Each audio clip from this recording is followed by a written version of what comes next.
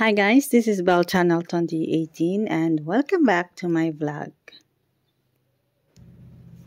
Umatake na naman daw ang tagapagkalat ng isang fake news sa social media na ang latest victim ang Asia's multimedia star na si Alden Richards.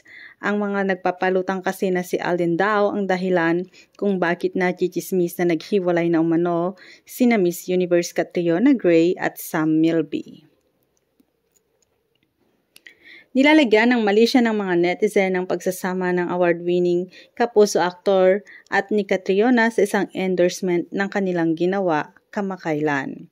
Napag-usapan ang isyong ito sa nakaraang episode ni Christy Per Minute kung saan nabanggit ni Christy ang balitang nalilink si Alden sa fiance ni Sam. Agad binasag ng veteran showbiz columnist ang naturang chismis at ipinagtanggol si Alden sa mga nagpapagawa ng pekeng balita.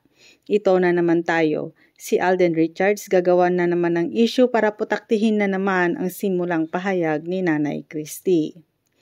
Maraming sumusubaybay sa programa na sumasang-ayon sa premyadong TV host at nagsabi ring hindi sila naniniwala na may something sa pagitan ng pambansang bae at ng beauty queen. Hindi rin ako naniniwala na si Catriona at Alden nga ngayon. Siguro gusto lang mapag-usapan nitong kampo ni Catriona kaya si Alden na naman ang kinakalampag. Ang komento ng isang tagapanood ng Christy Per Minute. Ayon na naman sa ilang netizens, hindi naman kapanipaniwalang ang chikang si Alden ang rason kaya may chismis na naghiwalay sina Catriona at Sam.